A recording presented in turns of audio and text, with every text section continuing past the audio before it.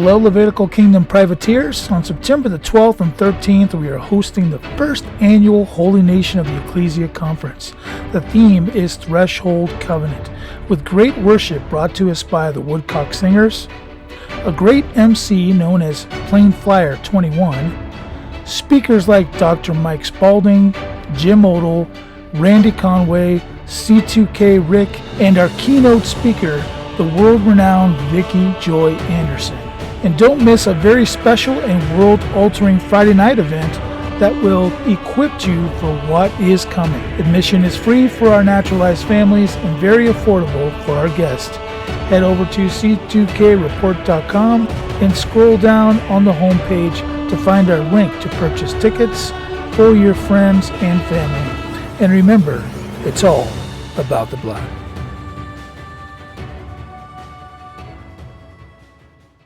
Most people think trusts are filed with the government. Wrong. They're legally invisible. Let me explain. I'm the CEO of the Lawyers Limited Law Firm, and after 30 plus years in the trust business, I have 4 critical secrets you need to know. Number 1, trusts are almost never publicly filed. Your name does not go on any public record. Your beneficiaries, hidden from prying eyes. Your assets, legally invisible. Number 2, why is this important? Privacy. No one can search your trust like they can an LLC or a corporation. Lawsuit protection. Lawyers have a hard time going after what they can't find. Wealth security. Billionaires use this trick to stay untouchable. Number 3, but there are exceptions. If your trust owns real estate, the deed might show the trust name, but not who controls it. Some trusts must be reported for tax purposes, but still stay private. And number 4, offshore trusts are the ultimate shield. Cook Islands trusts, Belize trusts, legally untouchable. U.S. trusts, courts can break them open. Want true privacy? Nothing protects you better than an offshore trust. The wealthy have used this for years, and now you can too. Click my profile for more free information. Hello, privateers. Volley. I am your host, Rick Hidalgo, and this is another Privateer Volley. So today we're going to talk about our trust, the ultimate protection. This is a very sensitive subject for me because I teach self-governing with the Holy Nation of the Ecclesia, and I have been railing against trust for a very long time. Now, trust, in the simplest terms, means governance. So there is no problem with governance because I teach self-governance, so that's not an issue. But where I get a little bit miffed with trust in general is that paper trust that people put on paper in a notebook, often just get dust collecting on the shelf. People don't revisit the trust. People don't look at, constantly adapt the trust, change the trust, amend the trust.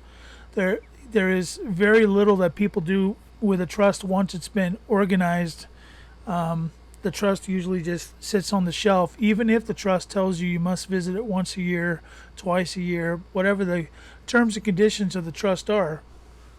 So many people just think, oh, I'm covered, I'm going to put the trust on my shelf, and on the day that I need it, there it is. Well, that's not how a trust works. That's not how a trust works. A trust has to constantly be revisited. A trust has to be executed. A trust has to have a trustee. And that trustee has to be very active on a daily basis with the property of the trust. So the idea that you can just write a trust or buy a trust from some trust writer, which most of them are completely frauds. There's probably good ones out there, but because I don't really like trust, I don't go that direction. I think there's a better way to secure your privacy than a trust. And I'll explain to you why I believe there's a better way to do it than trust. Although there are certain types of trust that are known to be very private. And he talked about offshore trusts, like a Cook's trust and a Belize trust and those type of things. And sure, you can play the jurisdiction game, and then when you're in the United States, they'll look at the jurisdiction and say, well, we can't cover this one. But they'll apply particular rationales and rules, because in the United States there's this entire section of code called trust law. And they have all kinds of ways to break open a trust, regardless of whether it's a domestic or a foreign trust. Unless the trust itself has particular stipulations that will remove it from a domestic situation in the event of revealing that type of thing. But those are very difficult to keep private. Trust in general are very difficult to keep private. The best way to protect yourself is to create a spiritual house. And what is a spiritual house? A spiritual house is a house that's under your new name. And when I say new name, you realize that if you're a member of the family of God, you've been immersed, baptized, and the scriptures say that you have become new. The old is gone, the new has come. Well, a new thing deserves a new name. And I don't know why we're out of practice of doing this. It was a practice during the days of Jesus on earth. But today, we've gotten away from this practice of giving a new name to that new person. That new name is one that this system, or what I call Babylon, does not know. They do not know that name, nor should they know that name. If you're taking your new name and going through some kind of a court situation in order to adopt that new name, you just destroyed yourself. Why would you do that? You don't want that name to be recognized. Yeah, sure, let them call it an alias, let them call it an AKA, let them do whatever, call it whatever they want to, because it's not their prerogative. It's between you and God. God is in control of that new name, and God is the one who enforces that new name. Let's consider that when it comes to enforcement, only 1/3 of the angelic host fell, which means that 2/3 remain. And those angelic hosts, they have different things that they do within the governance of the earth. So there's a lot that I could say about the whole concept of trust. And I personally don't trust because trust can be broken. People can literally reveal their private trust, and by revealing the private trust, it'll be taken into a trust court, and then that probate court or that trust court is going to look at the applicability of that trust to the law of the land in which is looking at it. And when they find things that fall short, they find gaps in that trust, they're going to take parts of it away, and they're going to leave only the parts that fit them. So the idea that you have to keep a trust private is very, very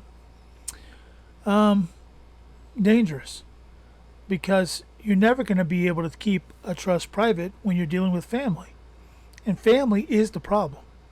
Because think about it. You die, and you have an inheritance that you're leaving to people.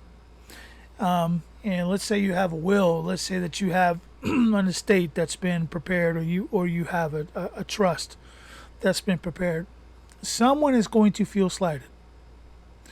And unless they've had very specific agreement that's been very specifically covered, and that they can't change their mind, you're going to have a problem, because somebody's going to bring up a discrepancy. And that discrepancy is going to be brought before a court, creating a new contract. And that's the contract that they're going to do business on, not your trust. They're not going to look to your trust for the law of the trust. So trusts are extremely dangerous. So don't listen to this guy. Yeah, he might be an expert in trust. He might have opened 1,000 trust up or 5,000 trust up. He could be rich and drowning in money because he's been getting people into trust. But don't trust it. Don't trust it. If this system gets a hold of your trust in any way, shape, or form, they are going to open it. They are going to change it. Revocable doesn't mean, or irrevocable doesn't mean that the court can't revoke it. They are going to take every advantage that they possibly can. That's just the state of the world that we live in today. So create a house, and in that house, create an heir, and everything stays within that house. There's never anybody named. It's just whoever the overseer, whoever the administrator, whatever you want to call that person, they just take it over. When one is incapacitated, the next takes it. So it never changes. There's not a name for someone to say, oh, that's a decedent and we've got to take it into probate. There is no probate. The house of Dehijo, which is the name of my house, is in my control until it's not. And when it's not, someone else is going to control the house of Dehijo. It doesn't change. It just doesn't change. So that is how I would encourage people to set it up. There is no statute that will break a house because it's not there. There's no statutory code that inferences a house. So that's my suggestion for you. I hope that this has helped. I hope you liked the video. I can't bet 1,000, but today, this video, I'm telling you, I have experience in this area. I've been teaching how to build a house, how to self-govern, and how to overcome solicitation for many years. This is the way. And this is the way of the truth and the life, Jesus. So, please, consider it.